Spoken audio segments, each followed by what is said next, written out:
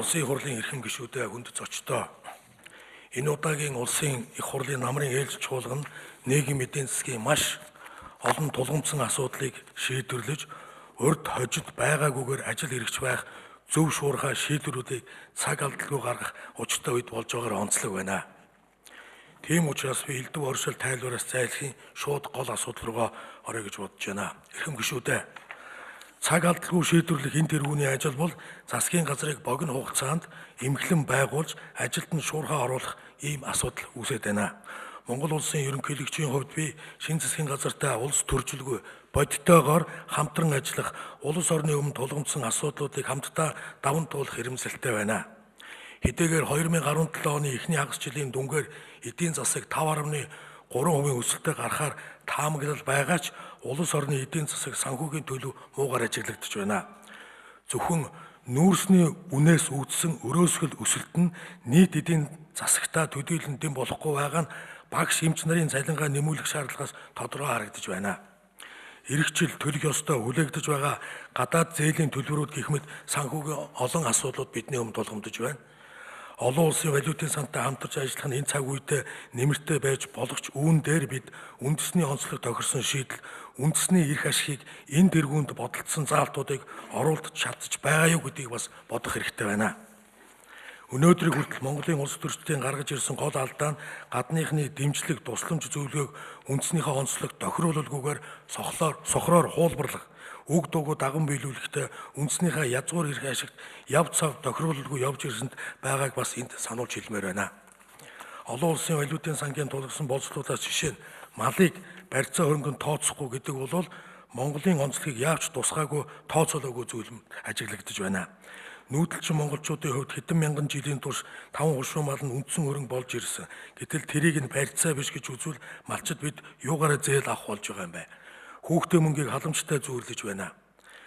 Цөөн хүн амтай Монголын хувьд энэ огт өөр зорилготой альч засгийн газар намын үед хүн амаа өсгөх тууштай бодлого болон хэлбэрлэлтгүй мөрдөх хэрэгтэй гэж бодож явдаг юм аа. Гэх мэтээр олон улсын валютын сангийн болцол донд бодох зүйл цөөнгүй харагдсныг улсын хурлаар хилцэн шийдвэрлэхдээ Монголынхаа эрх ашигыг тэргүүнд нь эренблээрэ гэж та хэлэх гэсэн юм аа. Ирэх оны төсвийг улсын хурлын намрын чуулганаар маш бодиттой ажил хэрэгчээр хилцэж эдийн засагт эерэг дохио өгөхөөр алдагдaltaгүй чамбай төсөв батлахыг цаг хугацаа биднээс шаардж байна. Улсын төсөв эдийн засагтаа эерэг дохио өгнө гэдэгт би төр хувийн сектороо дэмжих гэж ойлгож байгаа. Төрийн болон орон нутгийн хөрөнгөөр бараа үйлчлэгээ худалдан авах хуульд орсон нааштай өөрчлөлтийг засгийн газар түүний харьяа байгууллагууд чамд мөрдөж ажиллавал дотоодын үйлдвэрлэл үйлчлэгийг чамлахааргүй хэмжээнд дэмжих болох юм аа. 2015 онд үндэсний үйлдвэрлэлд дэмжих хуулийг баталж улс орон нутгийн төсөв, төрийн болон орон нутгийн өмчт үйлдвэрүүд Монголд үйлдвэрлэсэн бүтээгдэхүүнийг худалдан авах, Монголын компани иргэдийн үйлчлэгийг тэргуун ээлжинд авах үйлдвэрлэлийг дэмжих хуулийг 2015 онд баталснаас хойш бодиттойгоор хэрэгжсэнгүй. Энэ хууль болон цуг өөрчлөлт орсон төрийн болон орон нутгийн хөрөнгөөр бараа ажил үйлчлэгээ худалдан авах тухай хуулийг хэрэгжүүлж чадвал сургууль цэцэрлэгийн хүүхдийн хоолны 105 тэрбум төгрөг гэгтэл дотоодын хүнс үйлдвэрлэгчдийг дэмжих мөнгө тэр хэмжээгээр ажлын байр цалин болж очих болно. Цэргийн дүрмд хувцас, гутал, томоохон үйлдвэр аж ахуйн нэгжийн ажлын хувцас, сурагчийн дүрмд хувцас зэрэг дотооддоо үйлдвэрлэж болоод байгаа барааг гадаадаас авсан албан тушаалтанд хатуу хариуцлага тооцдог болох хэрэгтэй байна. Цэрэг цагдаа, шүүхийн шийдвэр гүйцэтгэх газрын албан хаагчид гэхэд 50 гаруй мянга, уул уурхайд ажиллаж байгаа 20 гаруй мянга, барилгын ажилчид 40 гаруй мянган хос ажлын гутал жил бүр өмсдөг хэрэгэлдэг юм аа. Эдгээр байгууллага дотооддоо үйлдвэрлэсэн ажлын гутал худалдан авахд энэ эцсийн дүндээ гутлын үйлдвэр, арь ширний үйлдвэр цаашлбал малчдыг дэмжих мөнгөн урсгал болох учиртай юм аа. Арьсныхий зарагдахгүй хямд байна гэж бачимдах шаардлага бид удахгүй багасгах ёстой. Саяхан та бүхэн нэхийний үн хэд болсныг мэдж байгаа. 500 төгрөг болсон. Өнөөдөр бид жилдээ 10 орчим сая хоньны нэхий үхрийн ширийг гадагшин түүхээрээ гаргаж байна. 10 сая орчим. Энэ бол өөрөө хэрвээ бид нар боловсруулах үйлдвэр ярих юм бол $300 тэнцэх нэмэн үрдэг бүтээх ийм том салбар байгаамаа. Тэгэхэд 500 төгрөгтэй тэнцэж байгаа хоньны нэхий маань өнөөдөр бид нар гаднаас 1500 төгрөгөөр хурдан гомь түргэн гомиг авч хэрэгжилж байгаа гэдгийг biz харандаж харьцуулах ёстой болоо харагдаж байгаамаа. Хүнс болон хүнсний ногооны хөвч төрөөс байгаа боломжоор дэмжиж худалдан авалтыг хийх ёстой. Төрийн мэдлийн аж ахуй нэгжүүд ажилчдын цайны газартаа Монголын хүнсний түүхий гэдэг худалдан авах нь зам ёс болох ёстой юм а. Ингэж байж бид гарал үүссэн тодорхой аюулгүй хүнс үйлдвэрлэл хүнсний кластраа дэмжинэ. Тэрнээс бус дотоодын бүтээгдэхүүнээ хэрэглэхийн чухлыг ухуулсан сайхан үгс ажилд ямар ч нэмэргүй агаарт замхан алга болсоор байна. Шинээр байгуулагдах засгийн газар уул уурхайн өрөөсгөл хамаарал түүнийг дагсан эрсдлийг бууруулж эдийн засгаа олон тулгууртай болгох хөдөө аж ахуй газар тариалангийн экспортыг нэмэгдүүлэхэд анхаарна гэдэгт итгэл найдвар бага боловч төрж байна. Энэ чиглэлээр бүхий л хүчин чармаалтыг улсаараа ард түмнэрээ дэмжихээс өөр арга байхгүй цаг үе ирснийг бид ухамсарлаж байгаа нь сайшаалтай байна. Монголын эдийн засаг уул уурхаагаас хэд хамааралтай байгааг дээр дооргүй бид ярьдаг. Үндсэн хуулиар нийт ард түмний болохыг хуульчлан баталсан газрын баялагийг лиценз нэрээр цөөхөн гэрвэл завьсан эргээд улс төрд нийгмийн шудраг ёсонд хэд гажуудлуудыг авчирч байгааг яаралтай зогсоож тэнцвэржүүлэх бодлого хэрэгжүүлэхгүй бол үндэсний хэм нэгдэл тордоо тусгай төлөв байдал үнэхээр үүслээ. Ашигт малтмалын хуулиар гадаадынхан цөөхөн эрх мэдэлтнүүд газрын баялагийг эзэмших нөхцөл бүрдүүлсэн байгааг одоо хурдлан засъя. Улсын хөрөнгөөр хайгуул нь хийгдэж нөөцөн тогтоогдсон ордыг хувийн компани гадныханд найр тавьж өгдгийг болиулахаас өөр сонголт бидэнд үлдсэнгүй. Монголчууд өнгөрсөн хугацаанд уул уурхайд асар их найдлага тавьсан ч уул уурхайн олборлолтын өмнөх үеэс дорцсон цаашид энэ байдлаараа үргэлжлүүлж болохгүй гэдгийг хамгийн том дохио харагдаж байна. Олборлолт хүчээ аваагүй байхад өргүү байсан ард түмэн баялгаа олборлож эхэлснээр 3 их найдын өртөө болчихсон сууж байгааг зөв бодлого гэхэд одоо хэцүү харагдаж байна. Тийм учраас уул уурхайн бодлогоо эргэн харж үндсэн хуульд нийцүүлсэн байдлаар өөрчлөхөөс аргагүй төрж байна. Цаашлах юм бол алт олборлолт алтны уурхайд төр онцгой бодлого хэрэгжүүлэх хяналтаа тогтоох шаардлага үүсэж байна. Учир нь алт бол онцгой металл төгрөгийн худалдан авах чадварыг тодорхойлогч учраас Монголын төр өөрийн мөнгөн тэмдэгтийн чадварыг өндөр байлгахын төлөө алтанд онцгой анхаарахаас өөр аргагүй боллоо. Шинээр алтны хайгуулын болон ашиглалтын лиценз олохыг зогсоож энэ салбар төрийн эрх мэдлийг тогтоон алт олборлогчдод бүх алтаа зөвхөн Монгол банкнд тушааж байх хууль гаргахгүй бол Монголын баялаг монголчуудад өгөөж өгөлгүйгээр гадагшаа урсаар байна. Монголчууд баялагийнхаа эзэн бос хохирогч нь болж үлдсээр байгааг одоо бид анхаарах шаардлагатай болсон байна. Энэ бол тэргүүлэх улс орнуудад хэрэгжүүлдэг бодлого. Манай хоёр хөрчгсөн алтан дээр төрийн онцгой мэдлийг хэрэгжүүлдэг юм байна. Энэ бол хэн нэгний эрх ашигын бус нийт монголчуудын Монголын санхүүгийн амин асуудал учраас элдв эсэргүүцэл мэдэм гэрлийг үл тоон Монголын төр алтаа бүрэн мэддэг хяндаг болох нэн тэргүүний шаардлагатай байна. Алтыг бүрэн хэмжээгээр мэдэлтэй авсны дараачаар бидэнд санхүүгийн үдлэмж чадах үүсгэн дамжиггүй. Ирэх жилийн төсвөөс эхлэн гадаадын валютын зээлээр зөвхөн экспортын буюу валютын орлого олох бүтээгдэхүүний үйлдвэрлэлийг санхүүжүүлж байх зарчмыг нэвтрүүлэх хэрэгтэй байна. Дэд бүтц болон нийгмийн байгууламжуудад зэрэг валютын урсгал татахгүй хөрөнгө оруулалтыг валютын зээлээр хийхийг бүрэн хориглох хэрэгтэй.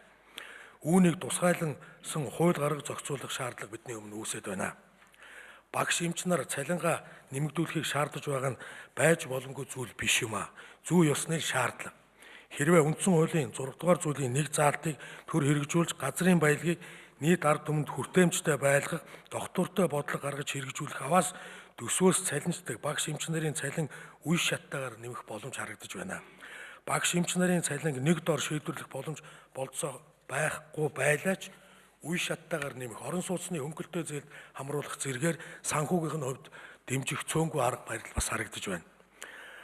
Байгалийн баялаг ард түмний мэдэлт гэдэг үндсэн хуулийн заалтыг хэрэгжүүлгүй явсан алдаагаа улсын хурал засгийн газар яаралтай залруулж баялагийнхаа менежментийг иргэдтэй ээлтэй болгон өөрчлөх замаар ард иргэдээ өрийн дарамтнаас ангижруулах ёстой. Байгалийн баялагийг ногдол ашгаар өртөө нь өрөө дарж өргүүн нэмэлт орлого олох ёстой. Улс нь баялагтай байгаад иргэд нь өртөө байх аваас баялагийг ашиглах утга учир юунд байгаа вэ? Үндсэн хуулийн 6-гийн 1, 6-гийн 2-т харшилсан хуулиудыг өдөр түргэн залруулахад улсын хурал шинээр байгуулагдах засгийн газрыг хамтран ажиллана гэдэгт найдаж байна. Улс нь баялагтай байгаад иргэд нь өртөө байх аваас баялагийг ашиглах утга учир нь бас юунд байгааг олж харахгүй байна.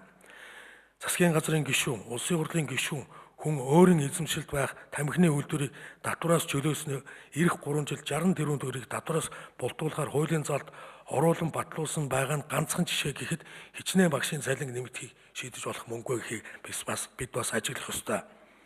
Би энэ тамхины хяналтын тухай хуулийн 4-р зүйл тамхины талаар төрөөс баримтлах бодлогыг ноцтой зөрчсөн баримтыг дурдж байгаа юм а.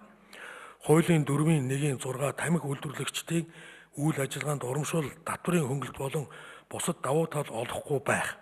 4-1-7 тамхины хяналтын хууль тогтоомжийг хэрэгжүүлэх үйл ажиллагаанд тамхи үйлдвэрлэгчтэй өмчийн хэлбэр харгалзахгүй адилтыг шаардах. Гэт заасныг өнгөрсөн засгийн газар шууд зөрчиж өөрийн танхимын гишүүний импортлж байгаа тамхинд 5% татвар ноогдуулах, бусад импортлогчдод 30% татвар ноогдуулах журам баталсан байгаа юм а. Энэ бол шударга ёс биш юм а. Энэ бол илэрхий ашиг сонирхлын зөрчил, үүнийг яаралтай засч ижил нөхцлөөр татвар ноогдуулах ёстой. Эндээс олсон мөнгөө багш эмч нарын цалин нийгмийн сайн сайханд зарцуулах ёстой гэж үзэж байна. Одоо байгуулагдах засгийн газар нь энэ мэтийн ашиг сонирхлын зөрчлөөс ангид бүрдэх нь нийгмийн шаардлага юм а. Уул уурхайн бизнес эрхэлдэг хүн засгийн газар хэрэгжүүлэх, гүйцэтгэх байгууллагуудад ордгийг хориглох хэрэгтэй болоод байна. Өнөөдөр уул уурхаагаас зутгсан мөнгө улс төр, эдийн засаг, нийгмийг бүхий салбарт шударга ёсыг алдагдуулан хэм хэмжээ гэгдэж байгаа нь өнөө нууц биш болжээ. Хамгийн том авилгалын шүлжээ өнөөдөр уул уурхаагаар дамжин орж ирж байна. Шударга ёс алдагдсан байдал хууль хяналтын салбарыг үнэхээр нөмөрчээ. Хуулийн байгууллагын ажилтнууд улс төржиж хэн нэг улс төрчдийг өрсөлдөгчдөө намнах хэрэгсэл болон хувирсан байна. Тэр олон нийтэд илэрхий болсон Монголын төрийг 60 тэрбум төгрөгөөр зах дээр бараа шиг зардаг арилцсан гэх 60 тэрбумын Монголын баялагийг гадагш нь гаргаад оруулж ирдгүү офшорчдын гих мэд хэрэгүүдийг хэрэгсэхгүй болгон арга цаах шалгаж байна хэмээн цаг авах хэрнээ нотлох баримтгүй улс төрөлтөөс үүдсэн хэрэгүүдийг сүр бадруулах, шүүхээр орж гин буруутаан тогтоогдоогүй байхад хэрэгтэн мэтээр зарлаж улс төршүүлж байгаа нь энэ салбарт шударга ёс алдагдсны нотлохоо гэж үзэхээс өөр арга алга байна.